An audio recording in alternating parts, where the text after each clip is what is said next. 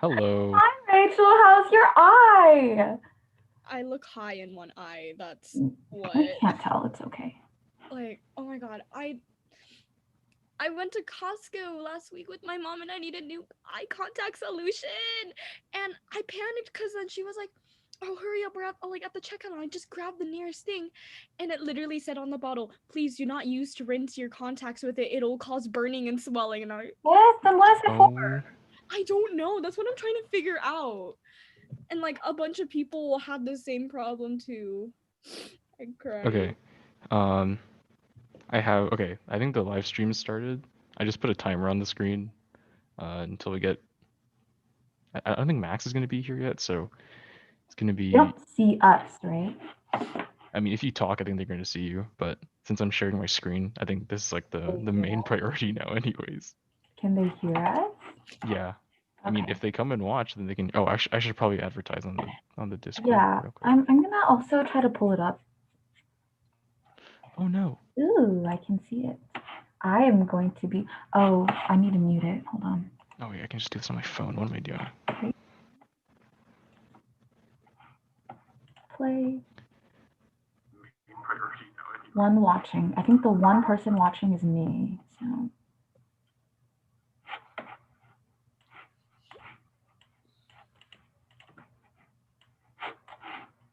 Let me make sure I told them the right time.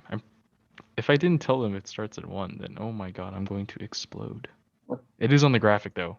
I did say I did send them the graphic, so Will should I be be okay. sharing my screen, Jonathan? Yeah. So once we start. Coolio. Crap. Hold on. Wait a second.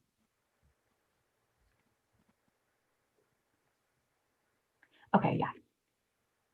If people say stuff in the chat, will you like notify us? Oh yeah. Okay. I'll be looking at it. Will be like if there's like an important question or something. Like I'm also gonna try to keep my eye on the chat, but I just don't know. Oh wow, putting on the business jacket. Can you see it? I mean, I wasn't about to wear my pajamas, bro.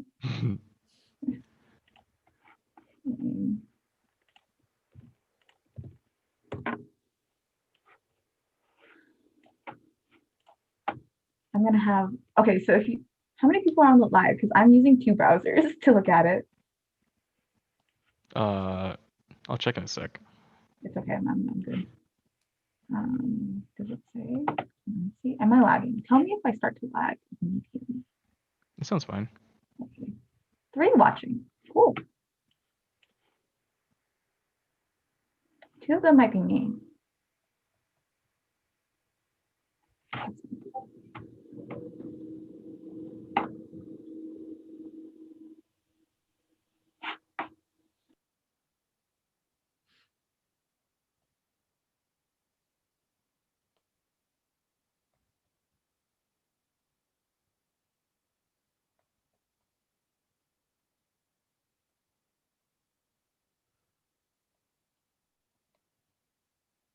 Okay.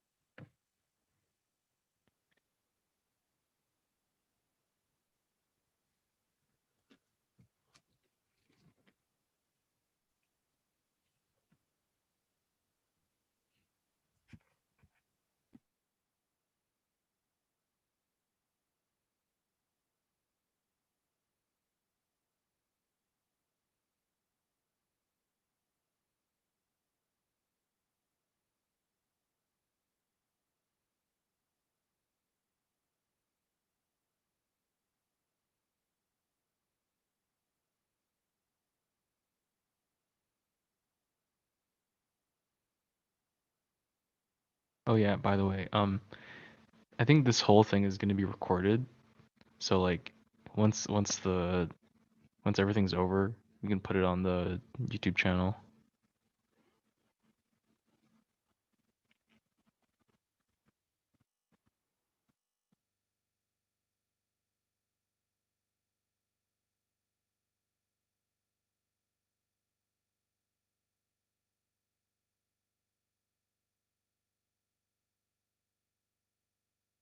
It's looking like it's lagging right now on the YouTube live.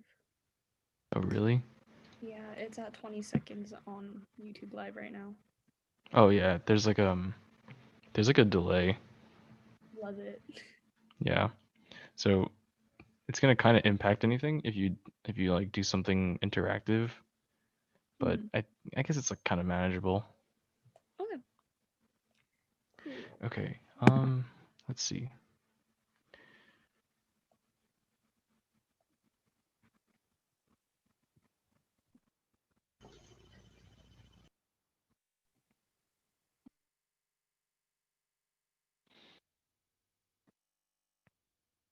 Oh, hey, Max is here.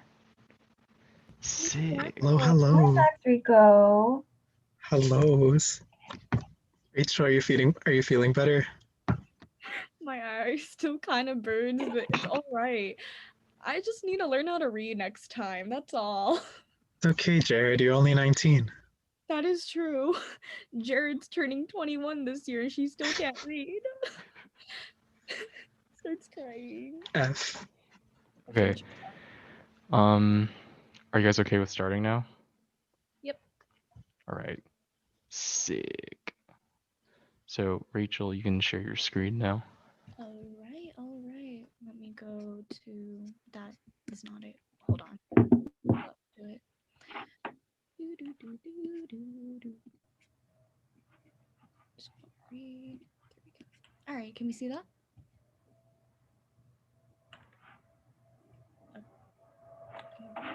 Yes, we can see that. Coolio. Okay.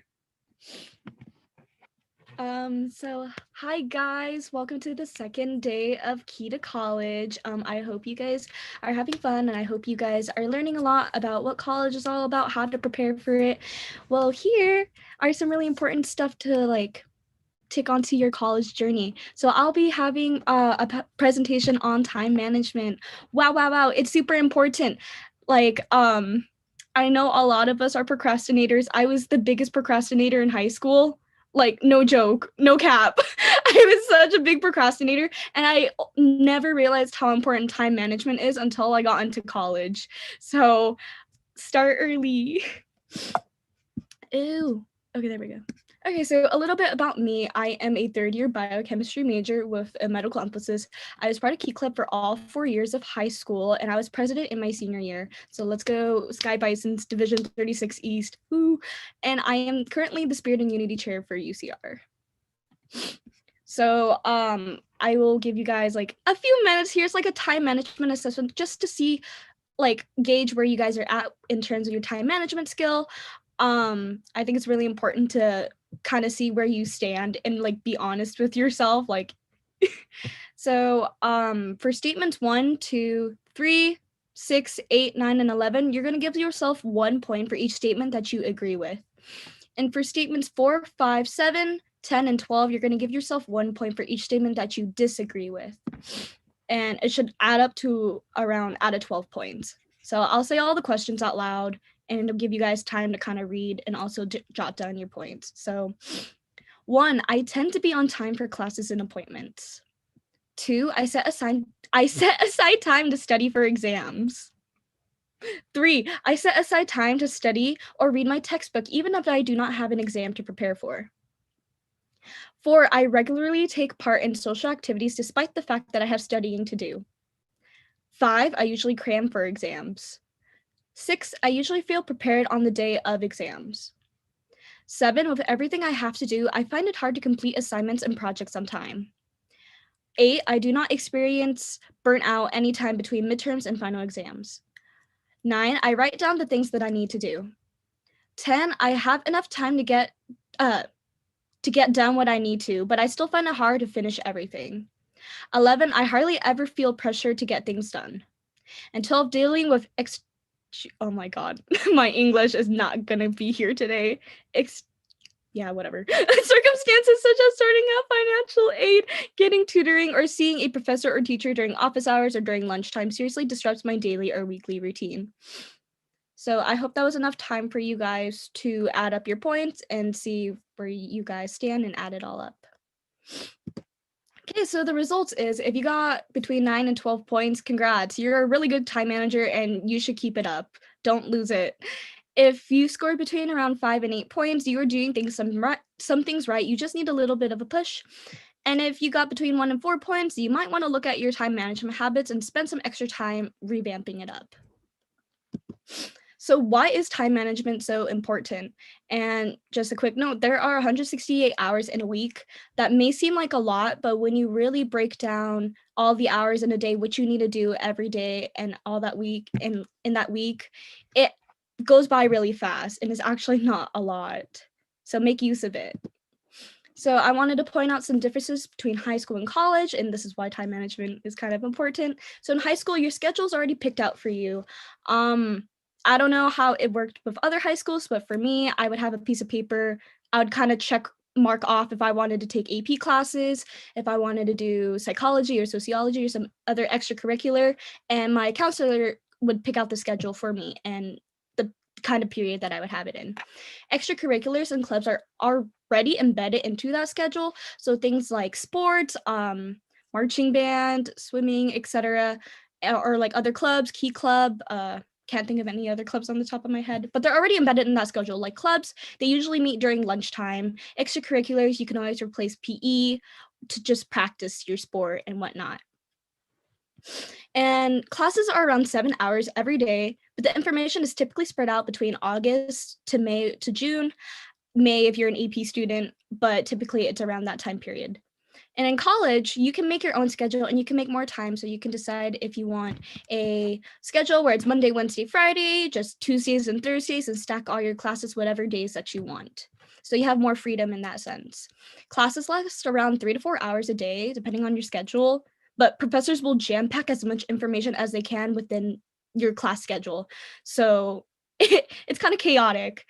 And the difference is in college, even if you're the semester or semester system after you're done, you will be switching over professors and going into a new class right after you finish that semester. And in quarters, you finish it after your fall, winter, or spring quarter. So you're not getting the same teacher as you would like in high school, where you stick with that same teacher throughout the entire school year. And there's more responsibilities on your shoulder, which I'll kind of go into in the next slide. So in high school, again, most tests are typically memorization based. Like you can just kind of point out key terms on a textbook and memorize it. Don't you can't do that in college.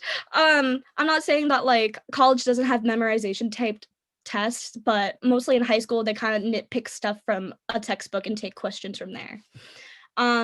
You typically have homework to help boost your grades. And for many of us, we still live with our parents or our legal guardians, so housing, meals, and other things are typically covered. But in college, most tests want to test how well you can apply your information. So it's not enough just to memorize the information. You need to know how to apply that information. So don't cram. Little to no homework, and a lot of the points rely on the midterms and finals. And finally, you're on your own for the most part in college. So every hour really counts. You have to decide, am I going to spend that hour studying? Am I going to spend that hour socializing? Am I going to spend that hour cooking? Am I going to spend that hour cleaning my dorm or my apartment, whatever? Your hour and your time really does matter in college. So I put this up here. This is hours per week by each major and like their average amount of studying time, with engineering being the most 19 hours and social services 14.4 hours. The point is here not to put majors against each other, but it's just to overall show how no matter what your major is, you need to still put a lot of time and effort into studying your major, no matter what it is. And that's why time management is so important, because you need to at least hit the average amount of hours to study for your major to stay on top of it. So how do you time manage? The $1,000,000 question here.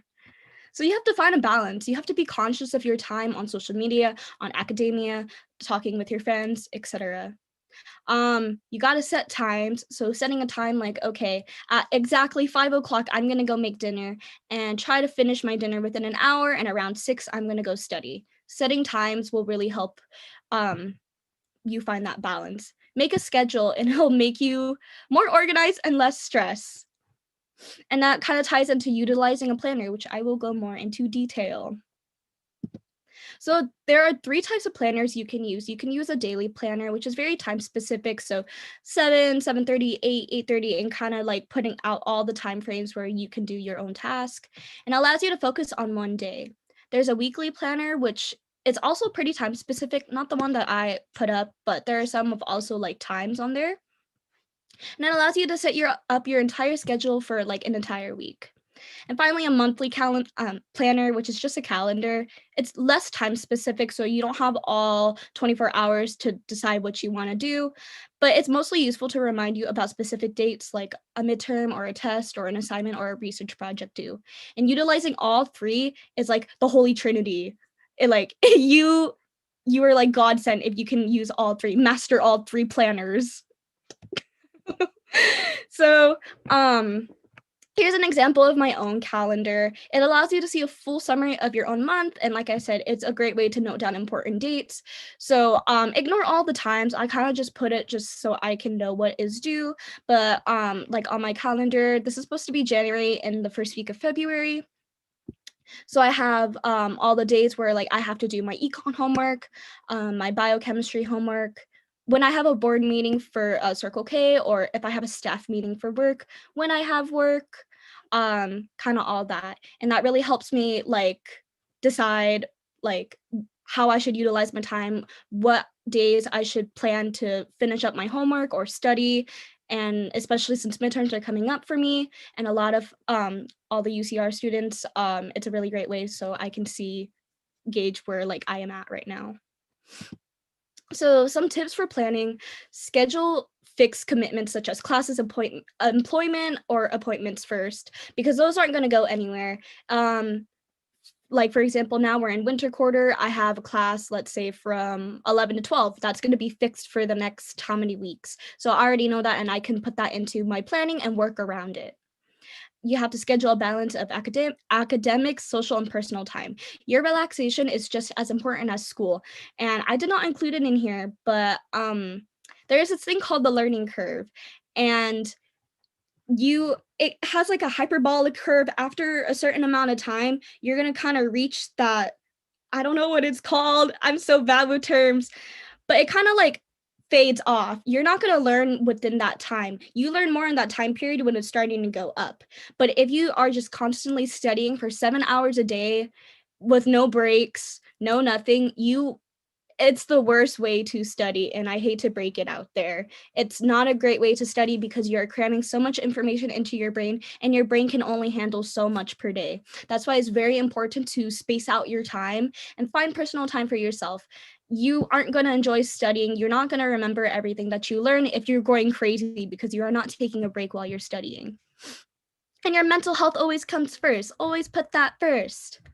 Beware of little things that take up precious time, like walking to class or waiting in line for lunch and kind of all that. So always consider that when you are planning. It's a little bit easier now since we're at home, but once we kind of go back into the groove of things, possibly fall, it's a great way to consider that when you're doing your schedule.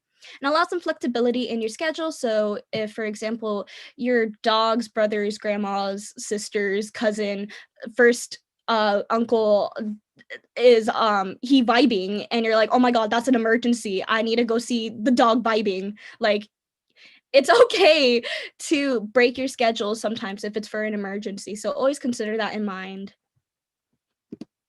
So start early and work in steps. Begin your tasks early. The earlier you begin your tasks, the sooner it will be finished, and you're going to have more time to handle problems that arise. This is so important. And I have a story. I know a lot of you guys are applying to go to UCs and other schools, private schools, Cal States. When I was, what was it? Yeah, I was applying to the UCs back in November, my senior year, and I turned in my application about a week early. And I started it early and I finished it early and made sure I had enough time to double check everything and all that.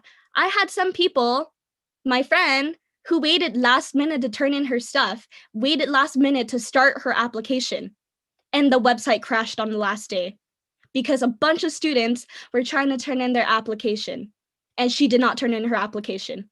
So she was not able to get through with her application. And that's why it's so important to start early and finish it early. So you have time to avoid those kinds of problems. So there's my scary story. Don't procrastinate. Work steadily. Take your tasks step by step instead of doing everything in one like marathon session. Like when you eat, you're not swallowing a whole watermelon. You're not Kirby. You're not going gulp gulp with a giant watermelon. You chew and you kind of digest it down. It's the same thing with studying and doing all your tasks. Take it step by step and take it slowly by slowly. It'll help you absorb more of the material when you're studying, and it's less stressful than doing it all at once. Just don't procrastinate. And it usually results in better work on projects and papers because you don't feel as stressed and as worked up over the project or your task. So kind of going off of that, break down your tasks into smaller tasks. It's way easier to digest than managing your larger tasks. And it feels so much better when you're completing several smaller tasks rather than finishing only like half of a single large task, because then you just feel really burnt out. And they're also easier to fit into your schedule. So it's easier to find 3 1-hour blocks of time in your schedule than finding 1 3-hour block or a 5-hour block in your schedule. And I put an example here of what you can do to break down your bigger task into smaller tasks. So like if you have a research project and a PowerPoint to do, first 2 days, you can research about your topic, note down the sources, and make your outline within those first 2 days. And the next 3 to 6 days, you split up your essay like 1 paragraph per day, or at least aim for that, 1 to 2 if you're feeling snazzy. Last 7 to 12 days, start doing your PowerPoint, split up your PowerPoint, maybe 1 to 2 slides a day. Outline your PowerPoint, write down on certain slides, like this slide is going to be for this topic, and etc. And the last 2 to 3 days before it's due, double check your work and have someone proofread within those days. I highly recommend, if you can, always turn in your stuff a little bit earlier than the due date, because like I said with the previous story, things can arise on the last day and you don't want to take any chances. Yeah. Turn off your distractions. Smaller tasks. Wait, did I just... Oh my god, I think I was trying to change the slide. Ah! Hold on. Here we go. Sorry, I left that in. Ignore that. Turn off your distractions. The number one time management killer is social media. So utilizing a timer or an app with a built-in timer like keeps you away from social media will help a lot. And an app I personally like to use is called Forest. You have to pay for it, but there's a free version on the App Store or Google Store. And I love it because it forces you to stay off of your computer or any websites that are distractions. And if you get out of that website, your tree dies. And that's not a fun feeling, knowing that you killed a tree. So you are forced to study until that tree grows and thrives. It really helps a lot. But if you're not into that or you don't want to pay $2 for it, there's other apps such as Donut Dog that kind of does the same thing. Flora, I believe, is the free version of Forest. There's Productive Habit Tracker and Space. So in summary, time management is a skill. You have to use it to learn it and to get better at it. You are not going to be a time management god or goddess by the end of this. You have to take time, and it's really hard to break habits such as procrastinating, waiting till the last minute, putting off your work, cramming, kind of all that. So give yourself credit for going one step at a time with all those little baby steps. Use a weekly or monthly schedule to organize your time and stick to it. Just having habits and kind of keeping things consistent will really help you in the long run and kind of keep you more organized. Write down what you need to do and what you want to do and plan when to begin it. So at least you can feel more organized and you know that on a certain day you need to hit something, you need to finish something, etc. And so thanks for tuning in. There's the Q&A form that you can ask questions for me in, or if you have any other questions, you can email me at my email right there. And yeah, if you're interested, you can follow our Instagram, CKI.UCR. Yeah. So yeah, thank you for tuning in, guys. All right. So since Rachel has finished her presentation, I sent the Q&A form in the chat, and we'll be waiting on answers. Do note that there is approximately a 20 to 30-second delay between the Zoom call and what you're seeing on YouTube. So, just be a little patient. 20 to 30 seconds isn't too long. But yeah. we will be waiting on some questions.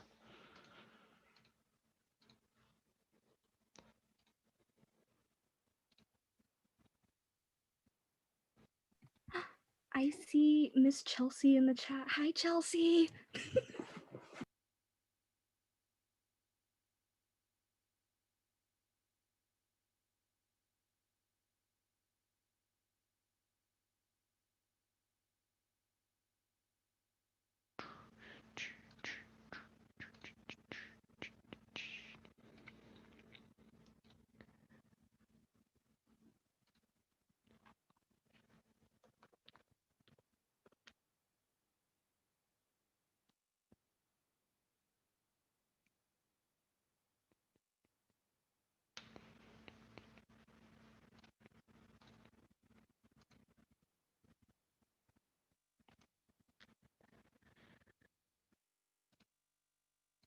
Let's see where the stream is right now. Okay.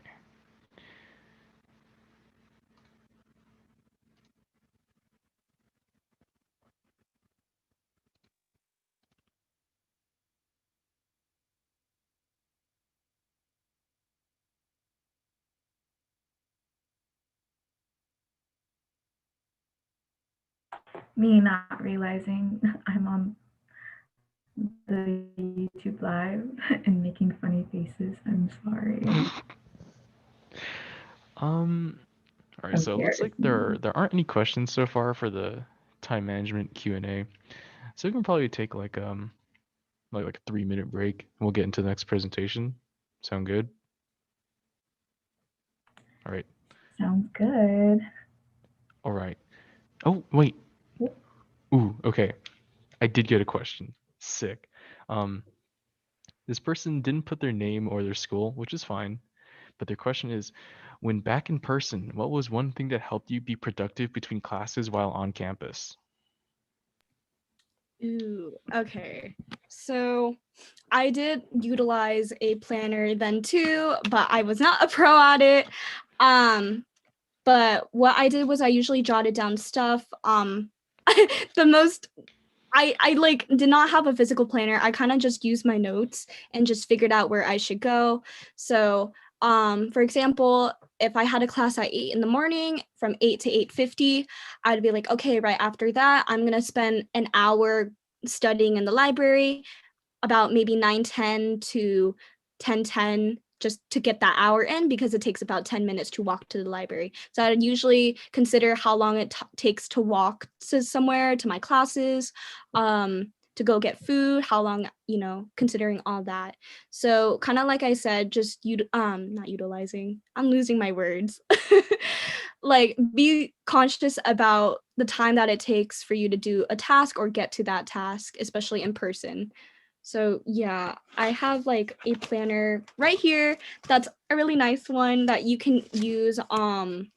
Like for example, if it were in person, I'll use like a blank side. So this has a timetable where it has all of the times from 5 in the morning. I don't know what class you have at 5 in the morning, but to 1 at night. So for example, if I had to walk to class, I'd be like, okay, 7 o'clock, I get to school. Around maybe 7:50, I'll jot down a note, start walking to class. I get to class by 10 minutes and kind of jot all of that down. I know it's kind of hard to see, but yeah, that's how I would time manage when I was in school. If anyone else would like to put their insight of how they scheduled and time managed in school. Oh, okay. So we have another question. Tina from Redlands East Valley High School. I believe this one's your question. What do you guys do when you start to feel overwhelmed? Ooh. First of all, hi Rev, how you doing? When I start feeling overwhelmed, I have to realize that I need to take a step back. If I am studying and I'm feeling overwhelmed, first, I'm not going to be focusing on my task. Step away from your task if you start feeling overwhelmed. It's not even with just a task, just kind of with anything. You usually step away. So step away from it. Give yourself time to calm down and relax And I know it's easier said than done. Like you're thinking, okay, I step away, but then like I have to study, I have to do this, I have to do that. Step away and kind of try to clear your mind to the best of your ability. Lay down, tell yourself it's okay to take a break. We're all so hard on ourselves when we're studying that we tell ourselves we need to keep on studying, we need to keep on doing this and that, but you need a break. So tell yourself it's okay to take a break. Go lay on your bed, go on TikTok for maybe 10, 15 minutes, wait until you calm yourself down, watch some YouTube, do something that you enjoy. And then once you feel like, okay, I feel like I'm ready to go back to my task, then that's when you kind of go back and ease yourself in again. That's what I would do. And typically when I feel overwhelmed, I kind of just, I'm like, ah! And then I go to TikTok and I watch some funny memes and make myself laugh and feel better. Get the serotonin in, girl. And then go back and do your task. Can I add to this one? Oh yeah, the Q&A is always open for like all of us. So Okay, perfect. So Vivian said in the chat, cry, and I don't know if she was serious or if she meant to be funny, but genuinely, I used to tell people this all the time. When I was super stressed out in high school, I would actually block out times to cry, which sounds kind of sad, but it helps me like release my stress, and like holding it in all the time doesn't feel good either. So if that is something that helps you, then definitely do it. I don't do that anymore because I don't really need to. I find other ways to release my emotions and my stress and whatever. When I was a first year with my roommate, we used to have dance sessions or karaoke sessions in our dorm room during like finals week or midterms, just to like relax and let out all of our jitters. So really what Rachel said is very important. Like find something that you enjoy doing and take a break from studying. You don't have to be doing work all the time. You don't have to feel like you're not doing enough if you're not studying every day 24/7. Yeah. If you want to go on TikTok or other social media, but you don't want to stay too long on it, I have on iPhones, you could schedule how long you're allowed to stay on an app. So for TikTok, I only allow myself 15 minutes a day. So that you could do that too. Okay. Thank you. yeah, something I would do like usually like when I feel overwhelmed, I start to like forget things that I have to do because like usually when you start to feel overwhelmed, you're probably working on like one big thing. So something I like to do is to, like list out everything that I have, like starting my sophomore year. So like this year, um, I would like put all of my like for example, I take all of my homework assignments and I just like slap it into Google Calendar because I feel like seeing everything you have to do in front of you, even though like it might be a lot and that in itself is overwhelming, like just seeing everything that you have to do, it kind of calms you down, you know, at least for me. And it works. So it's also like a just stay organized kind of thing. So yeah. Yeah. I feel like a lot of the times we get overwhelmed, kind of like Jonathan said, like all of it is in your head. You don't get to see it out. And like when you see it like on your calendar and all that, yeah, it kind of seems overwhelming, but I feel like it's easier to digest and manage like, okay, I can break up these times rather than having it all in your head and thinking that like, oh my God, I have to do this at this hour. I have to do this and that. So write down your stuff, get a planner. Utilize any apps. Yeah, Google Calendar is also a really good way to stay organized. I know some people also use Excel sheets. I mean, I'm not that advanced in Excel, but if you're if you're good at Excel, Excel's also another way to organize your schedule as well. All right.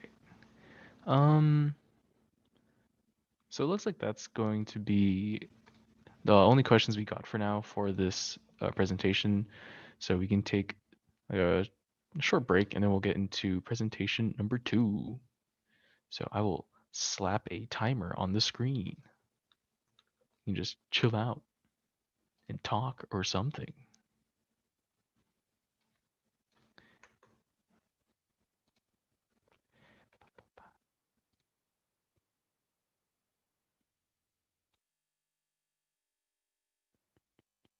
Max Rico, how was your day?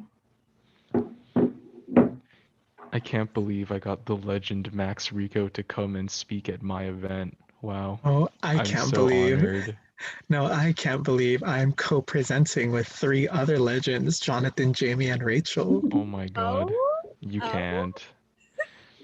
Don't drop your crowns, y'all. I used to be so cringy, like growing up. So Used to be. yeah, I still am. Okay. Okay, but like my point is, you know those like I'm not like other girl kind of quotes, like the ones like I'd rather wear flowers in my hair than wear diamonds or tiaras, and that's what that reminded me of.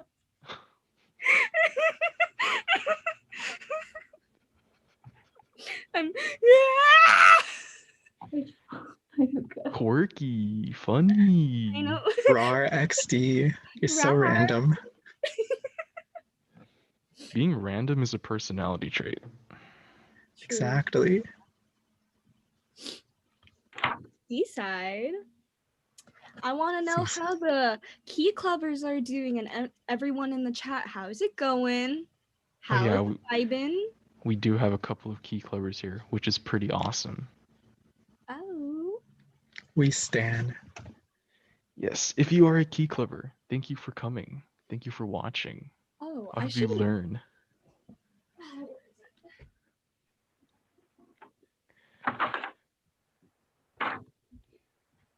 This is, hold on, 17, 18, 19. This is 4 years old now, but this is my Division 36th East hat. Hat? Ooh. Hat, yeah. Oh, I have I mean I can't see because I'm screen sharing, but like I actually still have some like super old key club gear. Like I still have like some 10 North shirts, and I have a Region 13 hat that I have never worn because I usually never wear hats. I have the only other like key club merch that I bought was, oh man, I don't remember what division it was. It was the one with the suns, but I had like a little keychain with the sun on it, and then I had oh god, see I'm bad with my divisions now. Who was the division with the seals again? Division 35 something. Oh, 35 West? E. yeah, I think it's 35 East. Oh, East. Okay, yeah, I have them. Ugh, I miss Oh, my- okay. That reminds me. I'm gonna stop the timer for now, actually. Um, one of the schools that we're having an event with, their president got elected LTG. So when we go to their event, you gotta congratulate them. It'll be sick nasty. That's crazy. Okay. Is that tomorrow? I I already forgot. But you know what? Wait, hold up. Let me see. Yes, it is tomorrow from 2:30 to 4. Notre Dame, yeah. Yeah, Notre Dame. Nice. Okay. So I think we're gonna get into the second presentation now. Yes, Oh, sir. they said these are 35 West. Now we know. Okay. So Jamie, you can share your screen now. Can I? Can you? Can I? Okay, here you go. Can everyone see this? Let me know. Yeah, I see it now. Perfect. So I'm going to present on how to get a job. How many of you all want jobs? Anyway, I I'm gonna go want a ahead job. and Okay. thanks, Jonathan. I'm gonna go ahead and start. I'm gonna present on how to get a job 101. And just for starters, this is our itinerary for my presentation. I have a quick question for you all. I'm gonna introduce myself and then we're gonna go through the actual presentation. And then we can go with some questions. So I know there's a bit of lag between the Zoom call and the YouTube live. So I'll just put this up for a little bit. Let me move that, excuse me. My question is, how many of you had or currently have a job or even want a job? And feel free to just type in the YouTube live chat. Feel free to shout out your school or your key club as well. And while you do that, I'll go ahead and move on into my introduction, just so we don't sit around and do nothing for a little bit. Cool. So here's my introduction. Hi, my name is Jamie Lee. I'm a third year business major at UCR. I'm also the Circle K president here.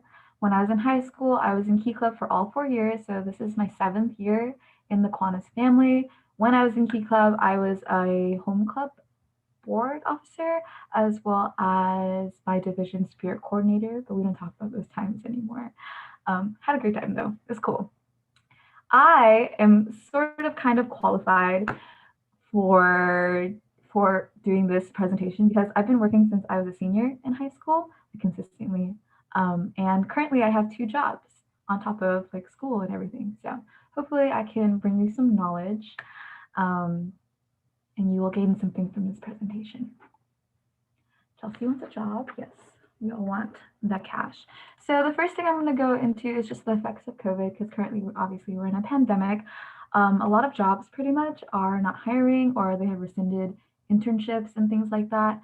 So that, and then a lot more people are applying for jobs or internships because they have so much time. They're just sitting at home, or people got laid off and then they're looking for jobs again. So you don't have to get into the nitty gritty of this. I just wanted to mention it and let you know that if you're trying to get a job and it's really difficult, don't stress out because everyone's really having a hard time. It's just not a great state to be in economically wise right now in our country. So don't stress. We are trying our best, and that is good enough. So I'm gonna talk about basics, like real basic. If you're just looking for a part-time job, the biggest pro is you probably want some extra cash to spend on whatever it is you like. Your textbooks, you help out your parents, maybe just buy some games, buy some new clothes, whatever it is, extra cash. That's what I wanted in high school, some money to buy some games. And that's perfectly fine.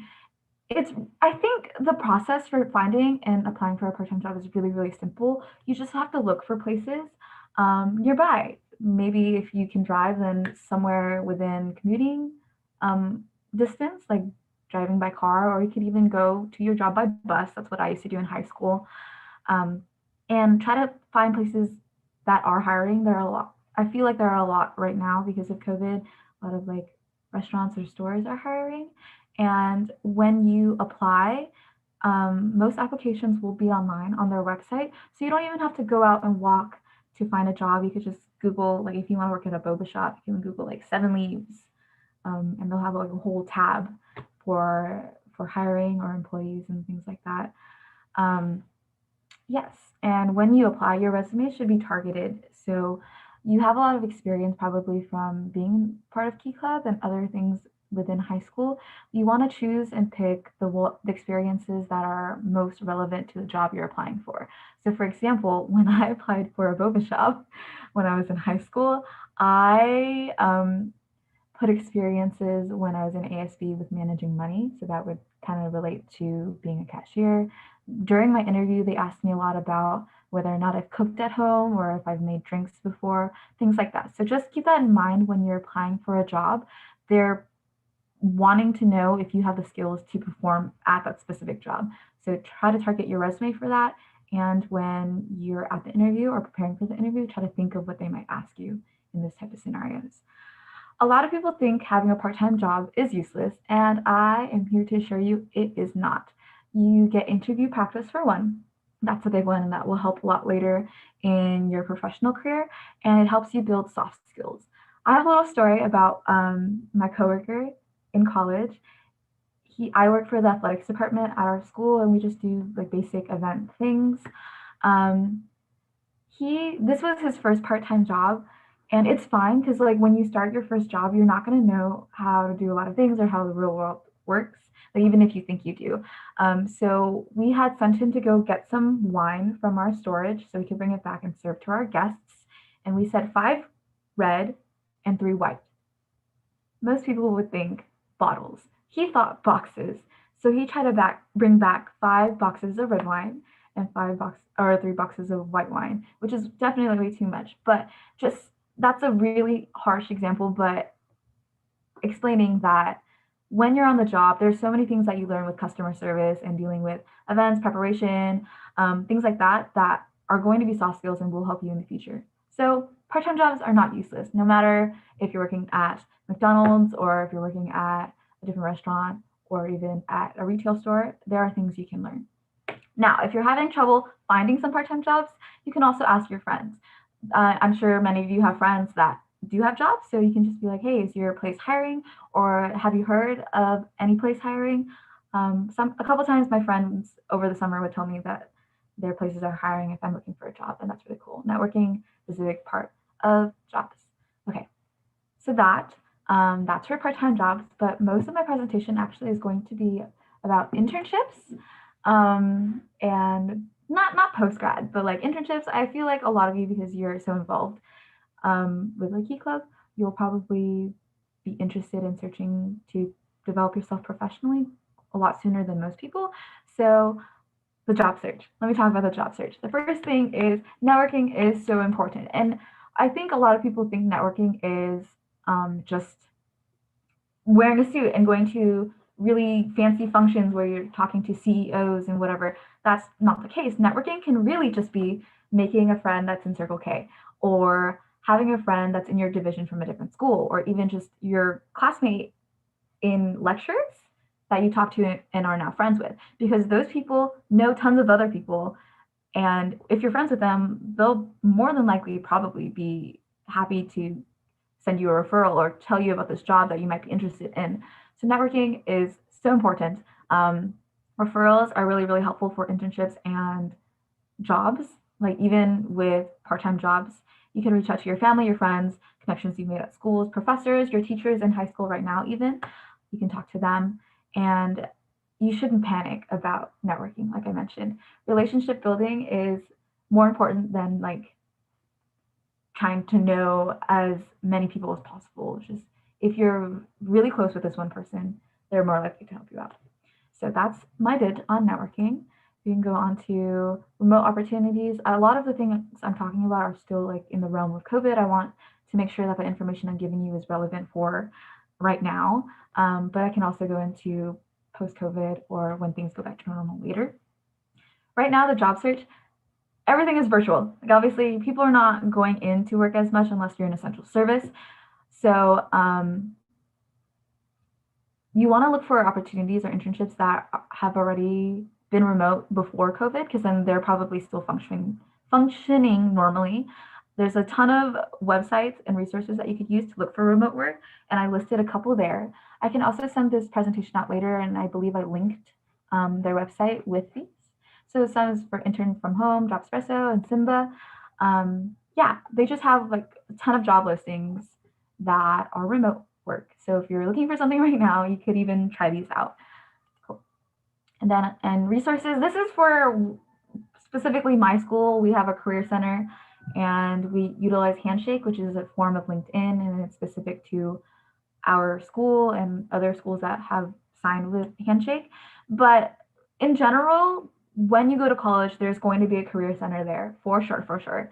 And you can ask them for help with appointments for career counseling if you don't know what to do in the future, or they host virtual job fairs, etc. If you're just like unsure about anything in the job realm, they can help you. And in high school, there's obviously a counselor that you can talk to, or even your teachers. They have so much knowledge that they can share with you. Handshake is just a job internship database. There's a ton online. So generally, you can just Google it and find out. Handshake, I believe, is specifically for college students. So you can't use this just yet, but when you get to college, your school will most likely be using Handshake or some other type of platform for the same purpose.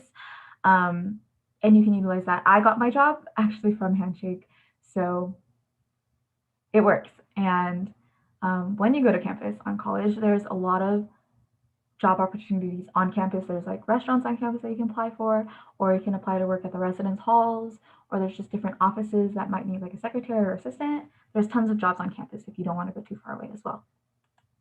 Cool. Now, I'm going to talk about preparation for the job search or for the jobs, right? So the first thing is your resume. You want to update it. Now is the time.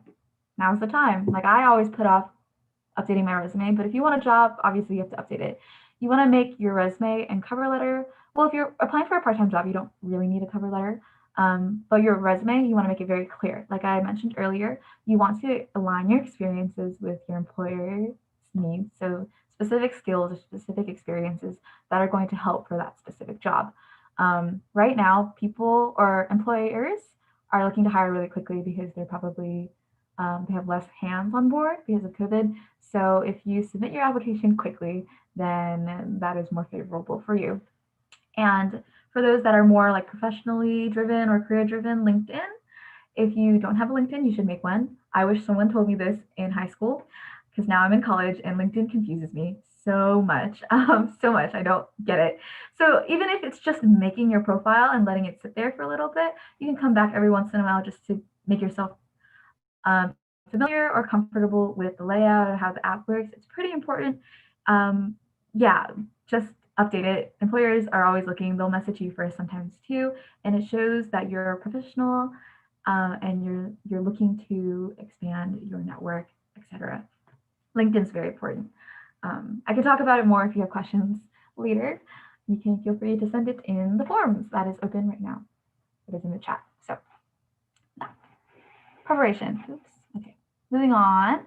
I have some alternatives for you because again, we're in COVID and not everyone can go outside and look for a job or be outside. Really, maybe you're immunocompromised or you're just too scared to catch COVID and you don't want to infect your family. That is a very real thing that happens and you don't have to feel bad.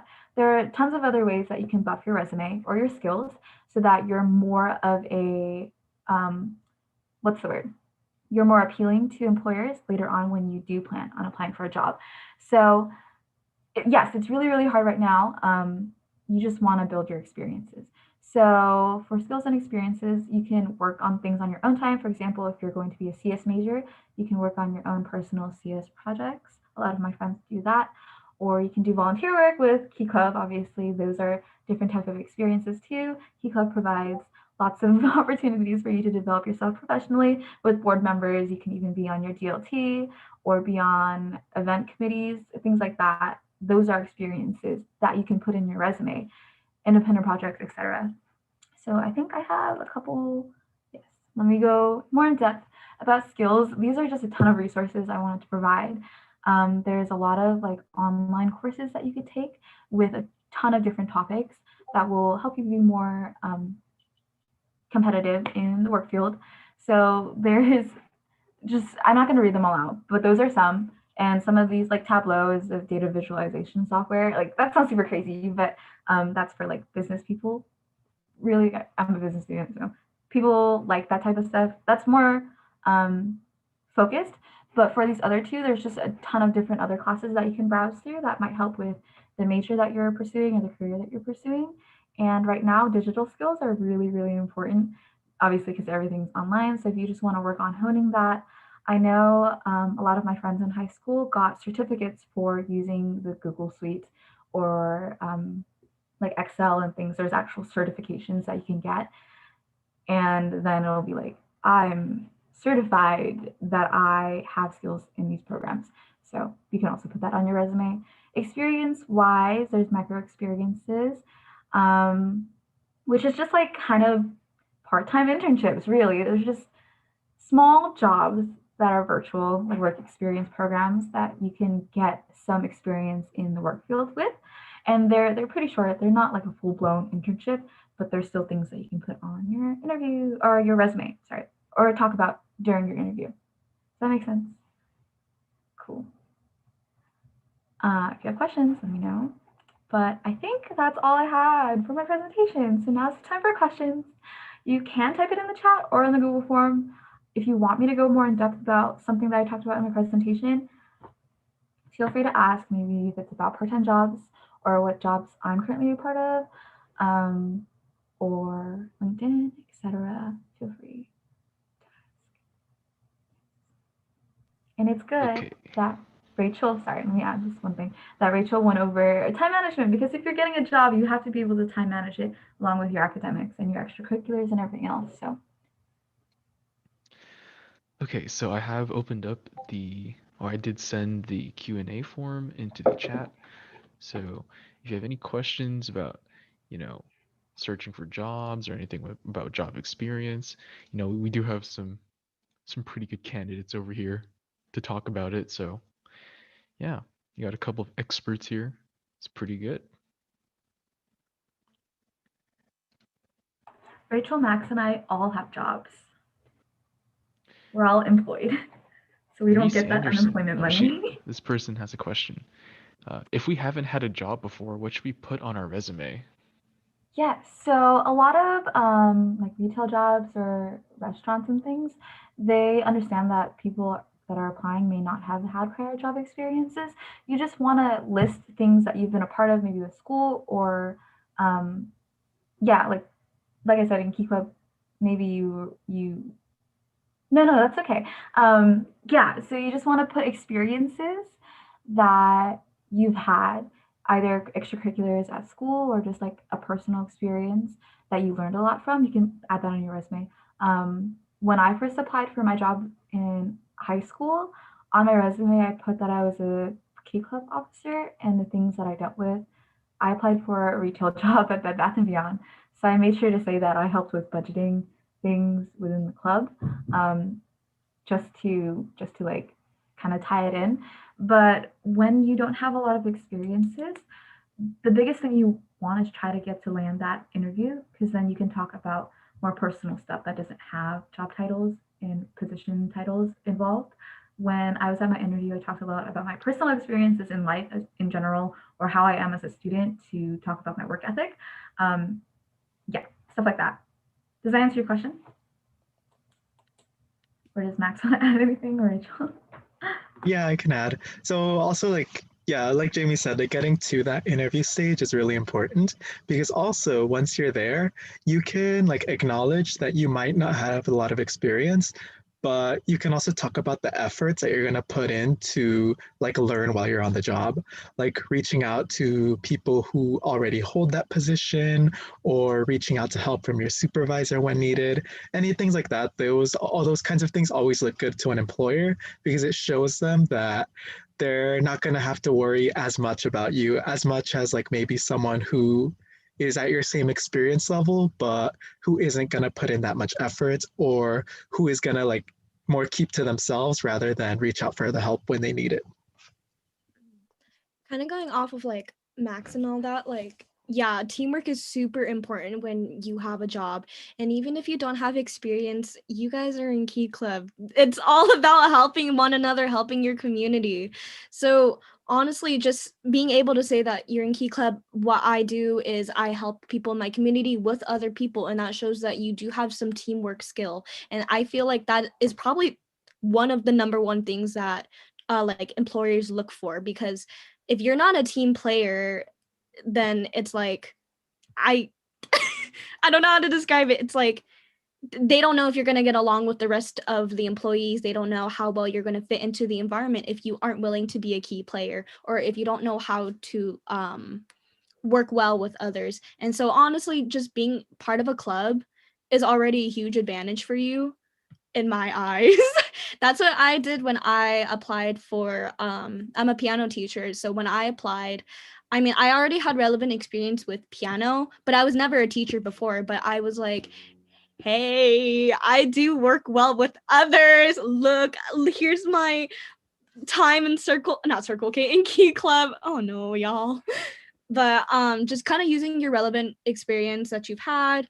I know it's kind of hard, for example, like you want to be a barista at Starbucks, like you're gonna be like, I want to be the best barista of all time. I'm not gonna stop until I'm the very best, like no one ever was. Like they're not gonna look for that. But if you're like, I find an interest in making drinks, I have an interest in helping people and helping my community by giving them their drinks. That sounds cliche and dumb, but in your eyes, but to the employers, it shows them that you are interested in this job and you are interested in working and helping make the community better by having this job. So too long didn't read me rambling. You already have a huge advantage, and put down whatever you can on your resume. Even if you don't have job experience, just put down whatever you can with your skills, leadership skills. You can even say time management, being able to, I don't know, lift 50 pounds on a box. I can't do that. So, just put those kinds of things down. Yeah, so I was going to add that a lot of people, when they don't have a lot of experiences or there's still like a lot of blank space on their resume, they will add a skills section and you can add things that you're proficient at. For example, I was good at communication, which is very important for most jobs. or like teamwork activities, you know, like teamwork.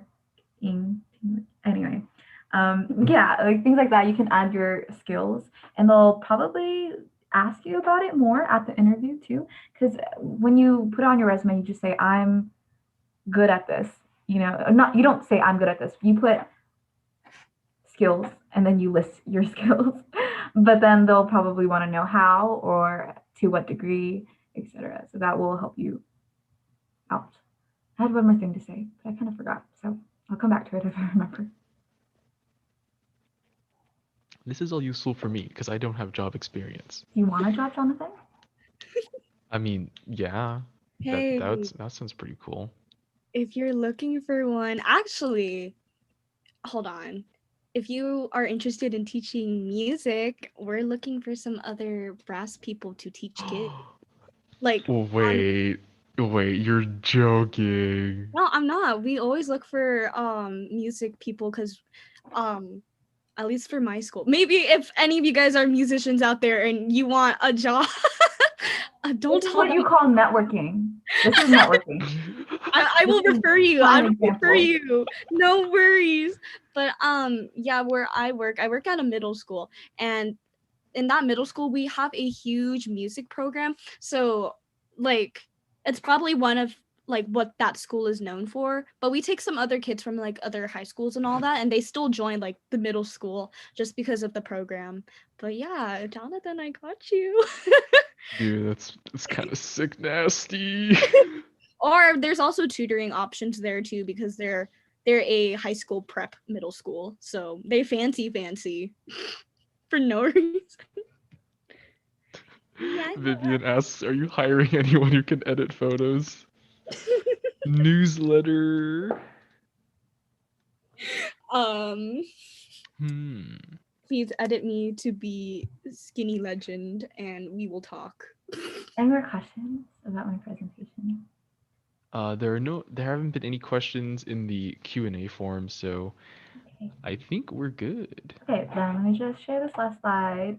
This is my contact info. So if you ever want more in-depth information about jobs or anything, or if you just want support, whatever it is, feel free to email me. I check my email like every hour. I just check it a lot.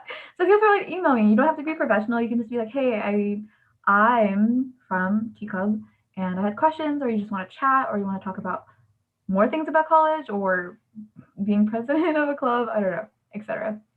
Feel free to contact me. I'm very nice and open. Can I email you? You can text me, Jonathan. Key clovers can't Okay. text me because they're minors and I will get in trouble. So please email That's me true. instead. I have the power. Okay. So looks like we're gonna end it for the job opportunities workshop. We're gonna, Okay, hang I will out. stop sharing. Yeah, okay. Email We'll jamly.cki@gmail.com. Okay. Jamly. Jamly. Jamly. I'll also put in the chat. Ooh, I lagged. Okay. I gotta use the restroom real quick, so be right back. Lol. All right, potty break, y'all. Go get some water, grab a snack, anything you need.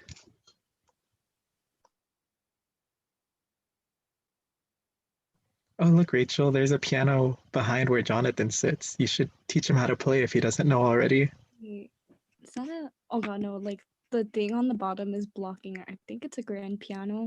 I want a grand piano so bad. Jonathan's not even in his own house right now. Oh. Well, that grand piano does look scrumptious. I want one so bad. My dream is to be rich and hot and then buy myself an ivory piano. That's all I want. A grand I wish piano. I had aspirations like that. My dream Rachel, is to get a TV so I can play Animal Crossing.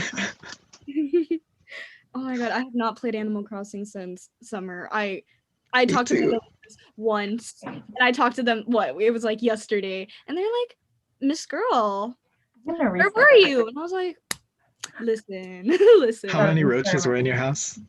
I didn't even check my house. I just want to talk to them so they didn't feel lonely, and then I got out of the game. No, don't reset Gracefield. I'm gonna reset Gracefield. No. No. I was Okay. I debating. will search. I will spend so much money just to find Antonio again. I promise you. I will steal him from your island. Wait. No. Antonio, he's an anteater. Oh, him. Oh, I love him. He's my favorite. Alex had Antonio and he hated him. He locked him out until he moved out Why? He's the sweetest. because he didn't like him. He wanted a sheep island and he has all sheep now, so he stopped playing since he's reached all sheep villagers. Wake up, sheeple. Good morning to everyone except Except Antonio. Oh no. I was debating honestly whether to buy a new Switch just so I can have another copy of Animal Crossing because I want to restart my island, but I don't at the same time. So I'm like, what if I just buy a new Switch and I Yeah, can do buy, that, Jamie. and I can, Listen, I know I said I have 2 jobs. I don't 2 have jobs, money. 2 switches. Okay, what's happening? Animal Crossing and how Jamie loves Antonio, but some people do not love Antonio. F in the chat for Antonio, y'all. Drop the friend code in Animal Crossing. I've heard Rachel play before. Oh, you've heard me play piano? No, Chelsea, don't say that. Oh my god. My Switch is dead right now. I don't know my friend code. Yeah, I forgot mine. Let me- Dude, how do you even remember your friend code? Yeah, I'm I gonna don't go. think you even I'll go remember grab it. it. I have my Pokemon X and Y 3DS XL, one of my most prized possessions. Ugh, I hate you. Dude, I was my 3DS is like piling dust, and I literally was like, I really wanted to play Pokemon X again just for the fun of it, just to see if I can finish it in like 15 hours.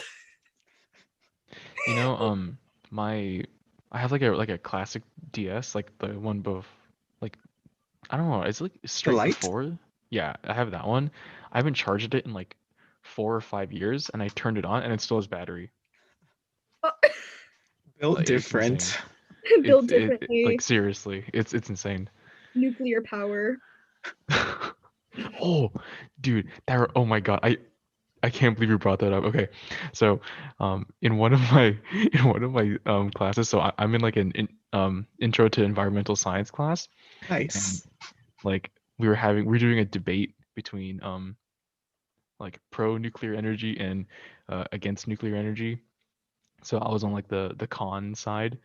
And so how this debate went is it like one group goes through all their slides and then leaves the rebuttals at the end.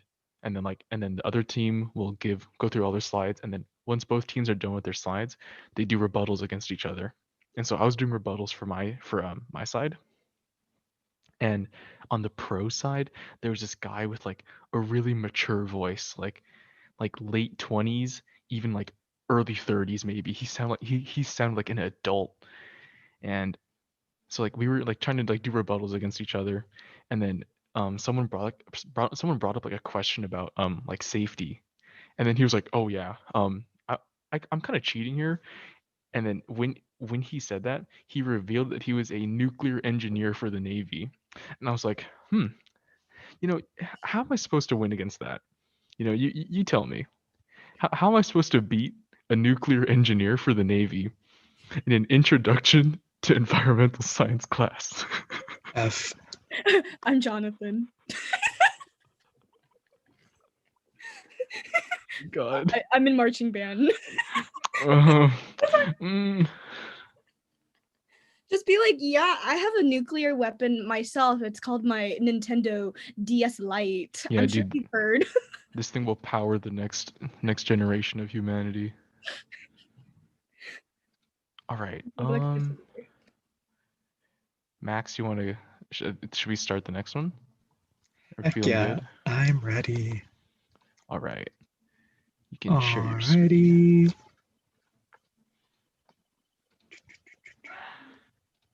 Cool. So my presentation is going to be on financial aid and scholarships. And I know a lot of this is like the bulk of this work is done during your senior year of high school. But if there are anyone younger, if there's anyone younger than that here, rest assured, a lot of this information will apply to you as well. And even the parts that don't, it's always nice to get familiar with them early on. So we'll start off with an introduction, because who the heck am I? So my name is Max Rico, aka Mix Racco, UCR class of 2020. So I've actually graduated already. My degree is in environmental science, and I'm looking to go into education with that.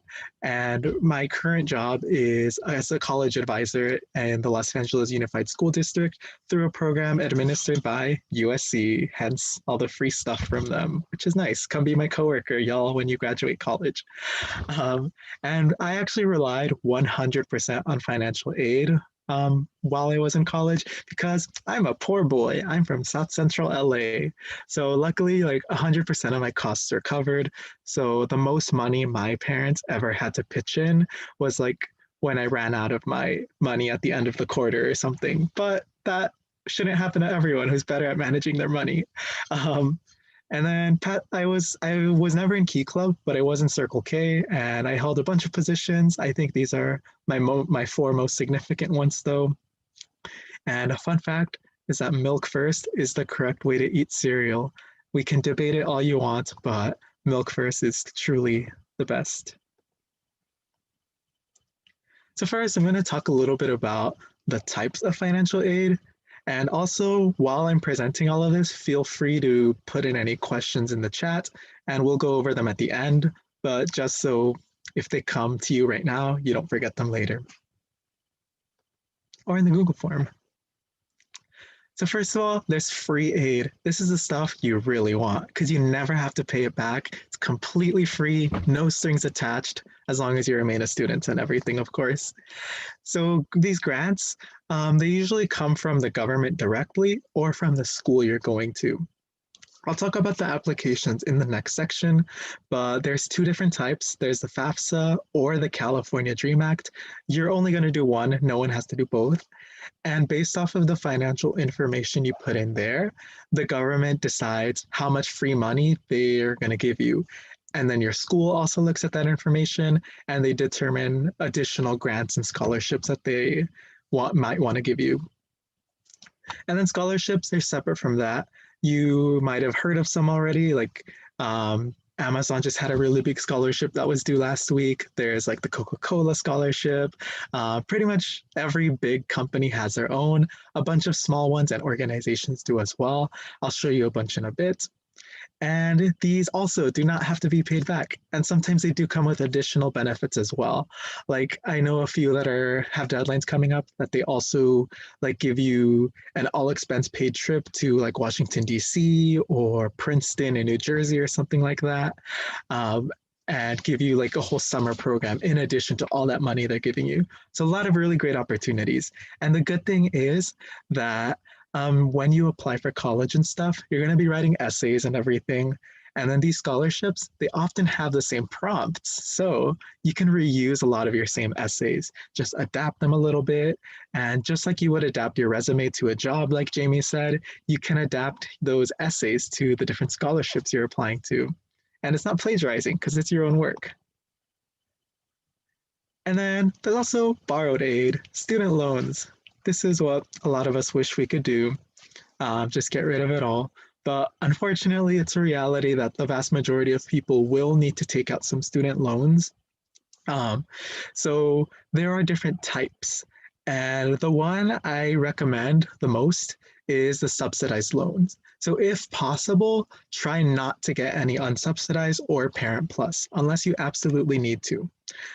Because the subsidized loans, the interest that builds up on them while you're a student, the government covers that cost. They subsidize that cost. So that interest, you don't have to worry about it until it starts building up after you graduate. While an unsubsidized loan, that interest will still build up while you're a student. So if you borrow $1,000 for your first year subsidized, when you graduate, you're only going to have to pay $1,000. But if it's unsubsidized, that might be something like $1,096 or something like that, depending on your interest rate.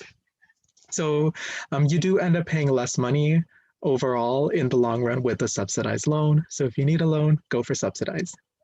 And Parent Plus, it's the same thing as an unsubsidized, but the interest rate is usually higher. And rather than being borrowed by you, this is money that your parents borrow on your behalf. And yeah, since those interest rates are even higher, I recommend that even less than the unsubsidized loan. But all of these are from the government. And for the most part, these interest rates are almost always better than any private loan you can find. But if you do find a private loan with better rates, awesome, go for it. And that's 6 months after you graduate before you have to start making student loan payments. That's called your grace period. Luckily, thanks to the pandemic, my grace period hasn't ended yet. It normally would have ended this December/January, but if the current administration's goals go through, I won't have to make any student loan payments until more than a year after my graduation. So I'm in a unique situation, but unfortunately, most of the rest of you will not be. So 6 months of freedom. And this is an example. So once you get accepted to a college, they give you something like this, where they estimate how much it's going to cost you to attend that school. This is actually my screenshot from my first year at UCR. So they estimated that I'm going to need $1,700 for books and supplies, $15,000 for room and board. And a lot of these, they overestimate, which is good because that means that your real cost isn't going to be that much. So, for example, books and supplies, they said 1,700. I ended up spending maybe like 300 my first year. Transportation, they said 850. My train tickets for the whole year were probably less than 100. And yeah, so note that this is just an estimation. So that 35K cost for me in reality was probably closer or under 30K. But even still, that's a lot of money. Entering college, my household income, like with my parents, everyone who works here, was 32,000, and that's like if we dedicated all of that money to just me going to school, it would have like barely been enough. So that's definitely not doable for most students. So luckily, financial aid. And this is the financial aid that UCR offered to me that first year. So like I mentioned, those grants from the government, that's right here, the federal Pell Grant, which is specifically for low-income students. So almost $6,000 straight off the bat. They also gave me a grant from the state of California, which is probably going to be the biggest one for most people here in this state. And then UCR gave me an additional almost 7K. And then there's also work study. So work study is a program where you agree that you're going to get a job during your first year, and then the government and your school together will pay you money to work. But you have to go out and find that job yourself, get the job yourself. Because if you say you accept work study and then you end up not working, they're not going to offer it to you again your second year. And I learned that the hard way. So right here, I put that, yes, I am going to put in the effort to find a job so I can earn this money. I never did. So it wasn't offered to me again. And then down here, they count scholarships that I applied to from outside of UCR. So in my case, I got the Burger King scholarship and another scholarship from a foundation from back home by my high school. And then there's loans as well, luckily subsidized though. And then here, I'll talk about the financial aid applications. So the most famous one I would say is the FAFSA, because this is the one that most students fill out. So this is for students with legal residency. So whether you are a student who is a legal resident, or you were born here, so you're a citizen, you're naturalized, any of those statuses, you would fill out the FAFSA. Basically, if you have a social security number, you fill out FAFSA. And this money comes from the federal government. So yeah, just the national government and from the state of California or whatever state you will be attending school in. And then there's also the California Dream Act application, which is similar to FAFSA in terms of its content, but it's specifically for undocumented students. So students who do not have a social security number. And this money, it's from the state of California, and it's only valid for schools within California. So if you're a student who's undocumented and looking to go to school out of state, make sure you're aware of the opportunities that are available based on that state. Because some states will not offer any aid at all, some will, but very few are as generous as California. And both of these, they're due on March 2nd every year, but it's better to get them done earlier because more money is on the table. And then you do have to finish this every year while you're going to be a student. So make sure you always get that done. And at the end of both, they give you something that's called the EFC, the expected family contribution.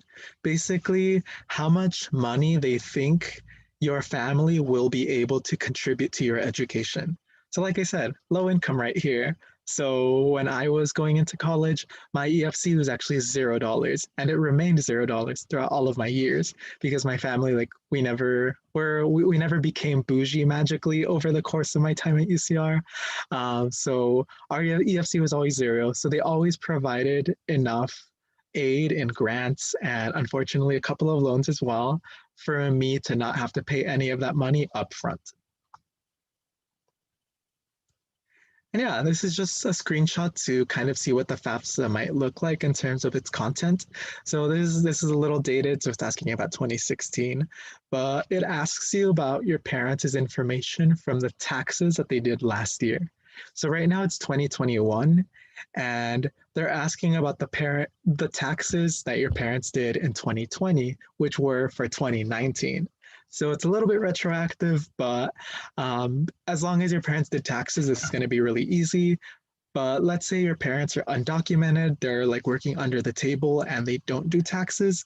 Luckily, there are options for that as well. So don't worry about it, just as long as they know how much money they are earning. And then scholarships, there are a ton of opportunities, and I will show you here. So I'm actually sharing this with you all. This is a link tree I created for my students at work, but whoever's watching this, you have permission to use it as well.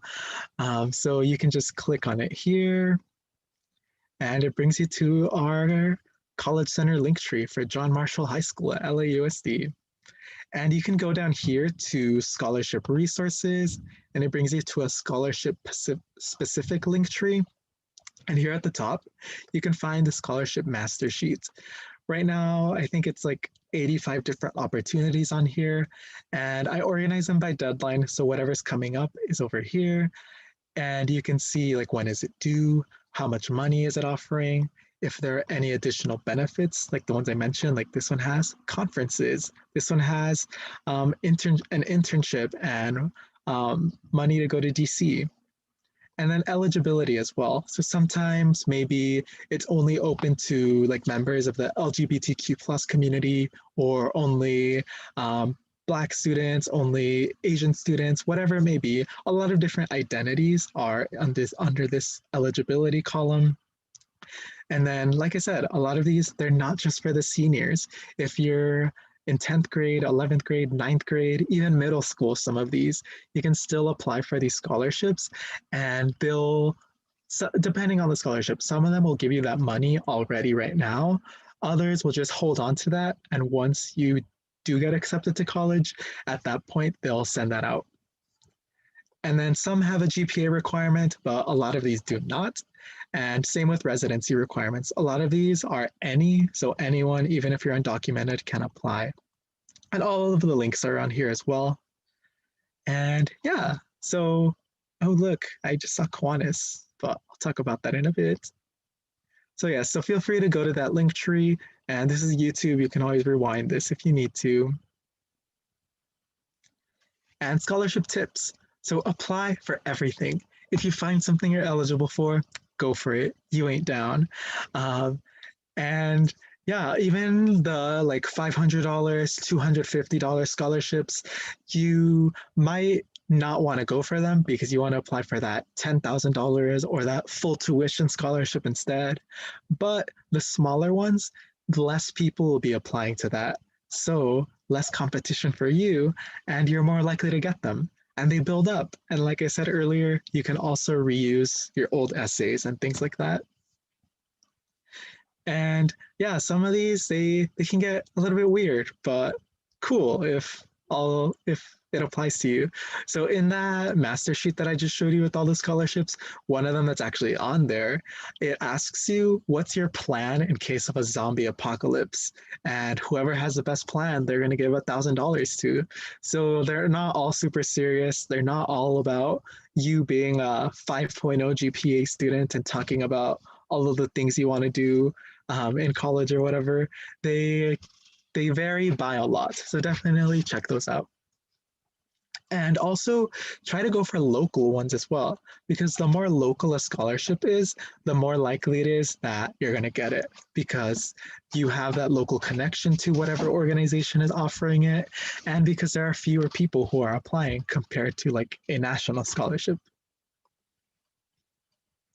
And then just for being in Key Club, you also have opportunities for scholarships as well. Unfortunately, these are only for the seniors. So if you're not a senior yet, you're just gonna have to wait for your time.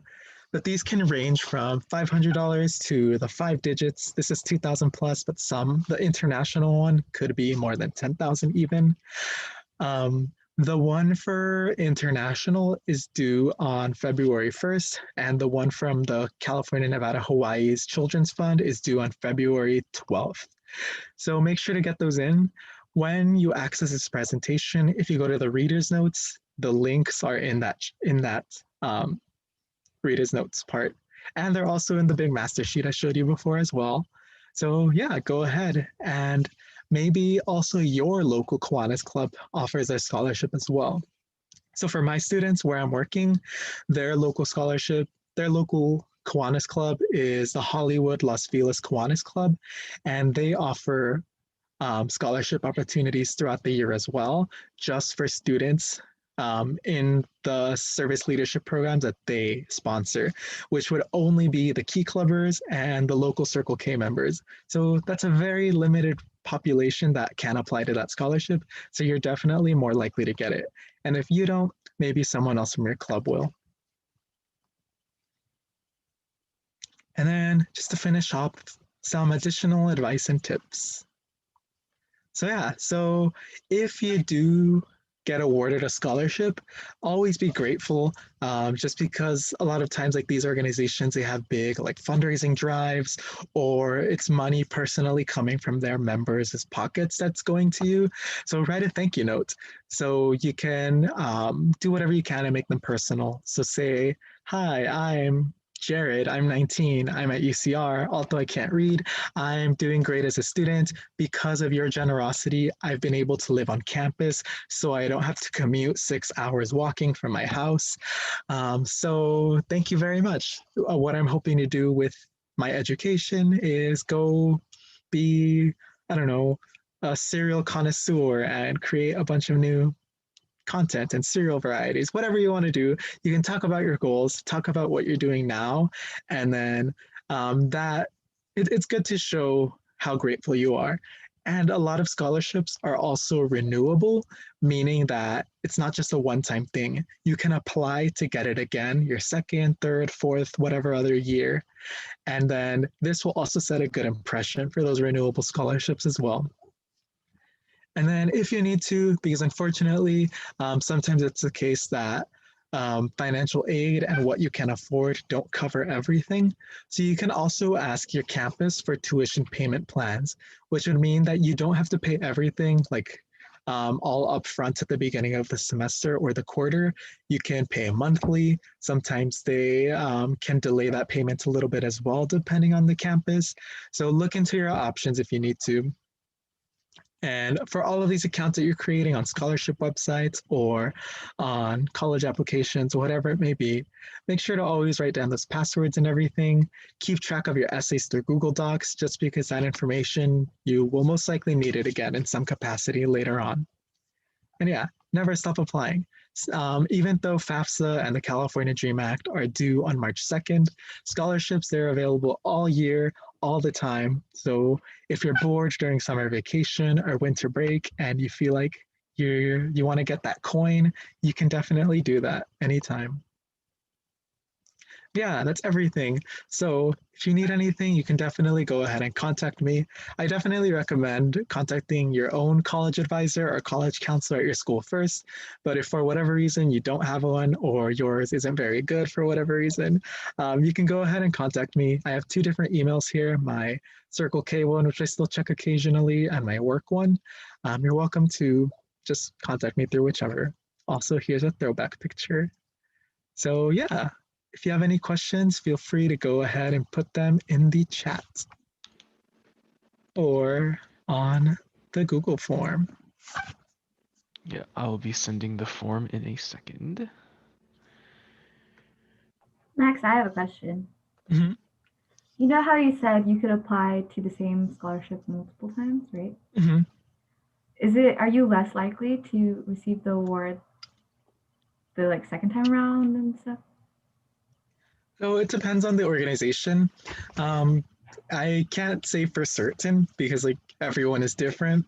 But many of these are like from programs. So maybe they give you money, but they also give you like additional counseling, additional internship opportunities, networking opportunities, things like that. Those types they definitely do prefer people who renew every year because you're part of their network, you're part of their little family. But yeah, so you can always like check in with the organizations themselves, see what they say.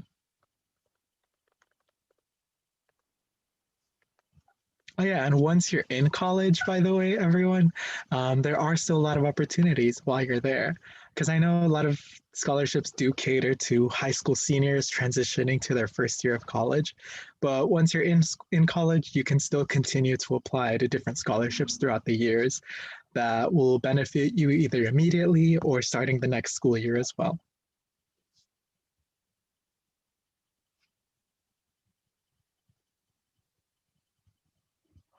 Okay, so we got a question from Dania from Redlands, and her question is, what scholarships did you guys apply for personally? Ooh.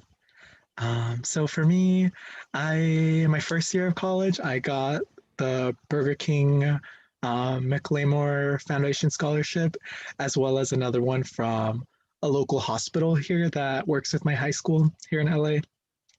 And then I unfortunately didn't follow the advice I'm providing now, so I didn't really apply to scholarships like while I was still a student until later on. So my last 2 years of college, I actually got that California, Nevada, Hawaii Kiwanis scholarship that I mentioned a few slides ago. I got that for my last 2 years. And I think in total, both of those combined, they gave me about $7,500-ish. So it's definitely not pocket change. And I do recommend applying it for it this year if you are a senior because you're eligible. What about the rest of y'all? For me, although I didn't apply for it, um, so at my high school, there's like a ceremony of near the end of the school year for seniors, and it's where scholarships get kind of like handed out, or like winners of scholarships get revealed. And during the ceremony, I actually didn't expect to like win anything because like I didn't really do anything that special within my high school years. Um, but like I remember there's this one point where I was right about I had to use the restroom really bad, and I was gonna like ask like a teacher or something. Oh yeah, like can I go to the restroom real quick? But then they called me up to the stage. I was like, what? Like I didn't like apply for a scholarship. I didn't do anything. And it turns out they gave me a scholarship for the major that I picked, and I think it's called like the Laverne Satre Scholarship. So you can get scholarships in some interesting ways. At least like from my experience, sometimes your school might surprise you. So although I didn't apply for it, I did get a scholarship, and yeah, that's just like my experience with scholarships. Yeah, kind of like with Jonathan's thing. We also had a ceremony for seniors. I know since you're from Redlands, all the Redlands schools kind of work this way. So how it works is typically around, oh my God, my timeline is off, maybe February or March. that is when the scholarships for all like the Redlands scholarships will open on a website. I I don't remember, but I think you can look at them ahead of time and see what kind of scholarships are offered. Either that or they have the previous year's scholarships, which are pretty much almost the same most of the time. And then you will apply on a website. You get to pick and choose which scholarships you want to apply for. And you do have to write an essay for some of them, but some of them you kind of just like you apply and you don't need to write anything. Don't be like me. I chickened out on most of the scholarships and I only applied to 4 when there was like 100 scholarships at least on there, and I only applied for, I did get one, but yeah, there, just to apply to as many that applies to you. There are some that are like, oh, if you're an alumni from this elementary school, my scholarship was from my elementary school and I got a scholarship from there. So if you were a scholarship, if you were a student at a specific middle school or a elementary school, they will give you money for that. There's other organizations. There's also the Kiwanis scholarship that you can apply for. And there's just a bunch of others. So my advice is when you're on that website, just click as many as you can, as long as it applies to you. I recommend at least going for the ones that don't have essays, and just click it. Just make sure it applies to you. If it's like a scholarship for you going into engineering, but you're not doing engineering, obviously don't do that one because they're gonna find out that you aren't. But yeah, so after you turn that in, you will hear back from Redlands by May, early June, and then you'll be sent for an invitation for a award ceremony, and that's when you're gonna get your scholarship award. So you're gonna know ahead of time if you get your scholarship or not. So yeah, that's the process for Redlands at least. If you have any more questions about the whole Redlands scholarship process, I can always help you with that. In fact, my Google still has my password saved for it. And I was like, what? I don't need you anymore. I mean, I'll apply still, I guess. But yeah. And for me, Never mind. Yeah, no, that's okay. Yeah. I was gonna ask if you had anything, but yeah, you yes, can for go. me, I actually didn't apply for many scholarships either. So, like I said, I wish Max had given me this presentation when I was in high school because I was none the wiser. I didn't apply for any, but my first year, I forgot. It was just a person that was also living in my dorm sent a link out to the scholarship, and I applied and I didn't get it, but it's okay. They email me sometimes for business opportunities or internship opportunities or something like that. So that's really cool. Like even if you don't get it, if they are an organization that provides those things, they might reach out to you about that. But this year, I'm also planning to apply for the Kiwanis scholarship for the Circle K one. So you're in a great organization, and they do a lot for all of us. So take advantage of it. Yeah, the California, Nevada, Hawaii Kiwanis Scholarship, anyone from any year of college is eligible. So the rest of you presenters apply as well, and seniors from high school. So seniors, when you enter college, like whether or not you got the scholarship or not this year from CNH Kiwanis, you can still reapply and get it every year potentially. All right. Awesome. We have another question from Reese from Redlands. And her question is, how do you guys keep track of the scholarships and their deadlines? There are so many I'm thinking of applying for now. Okay. I will use both methods. So I'm gonna go with the Redlands one first of all. The deadlines are all gonna be on the same day. So if you utilize the Redlands scholarship on that website, you do all of them at the same time and you turn in your essays and stuff at the same time. So they're all due on the same date. But if there's any outside ones that you're looking for, I recommend researching your like the scholarship opportunities and like all that, jot it down and write a list, write the due date, write how much the amount that you get, write maybe the prompt for an essay.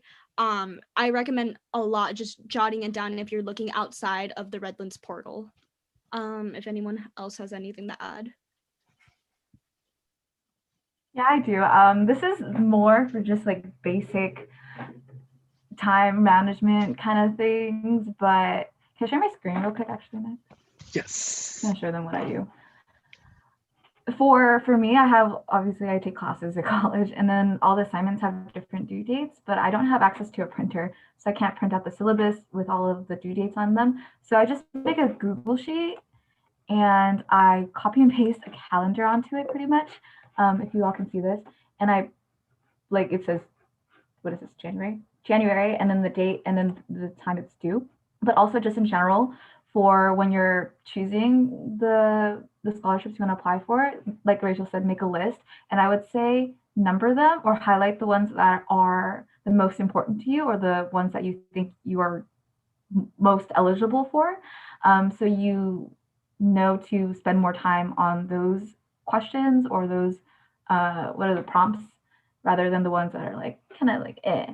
But this is how I do due date stuff. So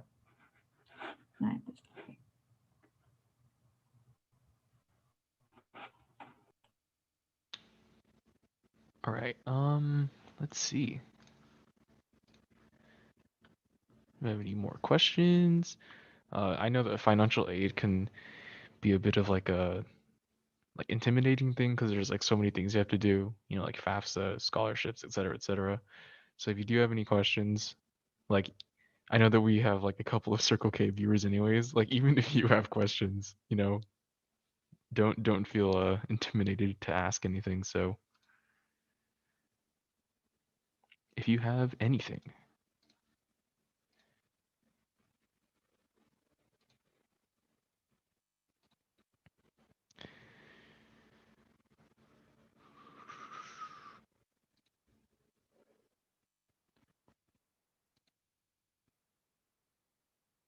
All right. Well, it doesn't look like there's any more questions. So, give them a second because yeah. I'm still Actually, wait. Yeah, on the there's a delay. stream. I forgot. On the stream, I'm still talking about my thing. Okay. Yeah. Vivian is right. The Kiwanis scholarship really is poggers. That's so MLG, bro. Bro, poggers. So Oh my god, pog. bro, pog you. Poggies. If you ever want to compliment a girl, just call her Pogger. You're Poggers. This is dude. This is what we came to Cutie College for. Yeah. Oh my god, Mix Fracco, make a Pogger scholarship. the Max Rico milk before cereal scholarship. Scholarship.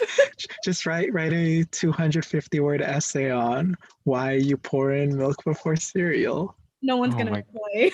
Oh my god. I mean, how much money do I get? A high five. This girl. A 1 week supply of cereal. Give you these Cheerios. That's all I have within hand reach. Oh, we do have a question here. What do you have to do for the Kiwanis scholarship? For those of you who've applied, I'm sure you guys know what to do or know what to respond with. But I personally have not done it, so. I know Vivian applied for it. I think she can explain in the chat. Yeah, I can also actually just screen share it right now too. Oh. Well, there you go. Cool. So here it is. This is what it looks like. This is for this is the Key Club and Kiwans one, the one that I linked. So Circle K people, you're gonna have to Google it yourselves. Sorry, but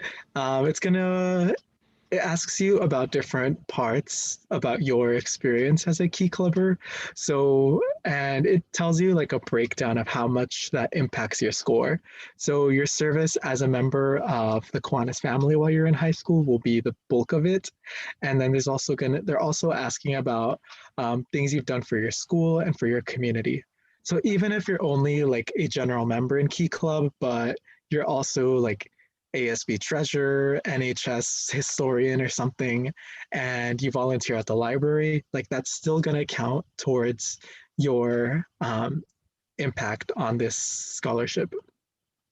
And then it asks for your personal information, so who you are, your address, virtual signature, etc. And it's also going to ask about your GPA. So there's no like GPA minimum or anything like that. It's just something for them to consider. And that EFC I mentioned, your expected family contribution, they have you upload your screenshot of that on here as well, just so that they know how much financial need you and your family have. And if you worked, they also consider that as well, because while you might not be the most involved Key Club member or the most involved or the greatest 5.0 GPA student, like if they see that you're working 80 hours a week, for example, totally not an exaggeration, like they're gonna know, like they're gonna have some context behind that. And then all of this, make sure you know for sure. So club number is always a tricky one. So probably only your club secretary and maybe the president will know. And even if they don't, you can ask your sponsoring Kiwanis Club and they will know for sure. So make sure to get that. Don't start this application on the last day because that might not be enough time for someone to respond to you with this number. And then here you can indicate like how many years you've been in each of these organizations. So I was in K Kids for 0, Builders for 1, Key Club for 3, for example. And then in the next sections, which I can't go to because I haven't filled out all of this, in the next section, it asks you about, yeah, it doesn't let me. It asks you about like your experiences within Key Club. Like if you've held any leadership positions, you can indicate them there. If you've shared a service project or there's anything that has created an impact on you or where you've had the chance to make an impact, that's where you can share all of that for Key Club Key Wins as well as for your school and for your community. And at the end, just confirm all your information, submit. And I'm not entirely sure about Key Club, but for Circle K, they tell us if we got it or not before decon. And then at decon, there is an award ceremony for the recipients. And yeah, very, very much poggers. Thank you, Max.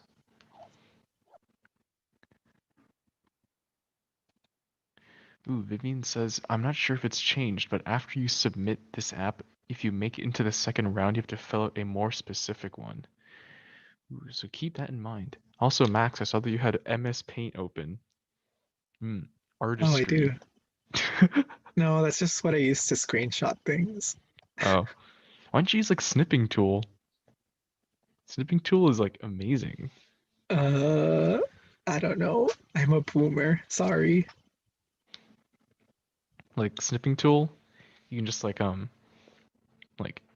I recommend you use it. You just like click new and then like click and drag and whatever and just immediately takes a picture of it. It's so easy. Ooh.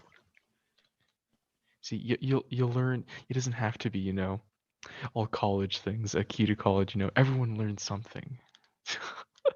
I have a workshop right now on how to teach Max how to snip and take a screenshot. All right, Yeah, I just Googled it. Huh? Are you on a Mac or a PC? Or I'm a like PC. Oh, okay. Ooh, Can't help Master you there. race. Can't help you there. Sorry, I'm not bougie. No, it's okay. Also, Jamie, why'd you send me such a professional email? It says, attached is my presentation that I used for the Key to College event. Please let me know if you have any questions or concerns. Dude, that's my default, bro. Like, I'm a professional. I'm a business major. Let me remind you.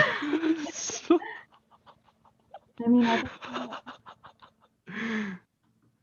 you want me to next time? Hi, Johnny boy. Oh my Pausers. God. Here are the slides. I'm gonna throw up. Why would you say that? All right. So there's no more questions coming through the form, and I don't see any more in the chat. So I think that's it. You guys okay? You guys okay with that? All right. So I think with that, we're going to end day 2 of Key to College. If you're still here, if you're still watching, thanks. Appreciate it. If you asked questions, greatly appreciate it. It's pretty sick. We hope you learned something at this event. Thank you for coming, and we have some more events this week for our Kiwanis Family Week. So if you're a part of Notre Dame, come to our service tomorrow. Oh yes, true.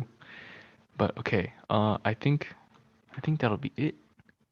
I don't know how to stop streaming, so let's try to figure that out right now. Do we just like leave the meeting? Like, is that gonna end it? I wonder. Just keep waving goodbye until he does it. Wait, no, I got this. We'll figure it out. Just wait. I'll figure out how to end it real quick. How do I do this? Let's see. Oh, there we go. Okay. There is an end stream button. Oh, wait, no, I missed it. Come on. No, it's not made for kids. I'm dead. Okay. Who's the Alright. boomer now? Alright, we're gonna end the stream. Okay, it's ended.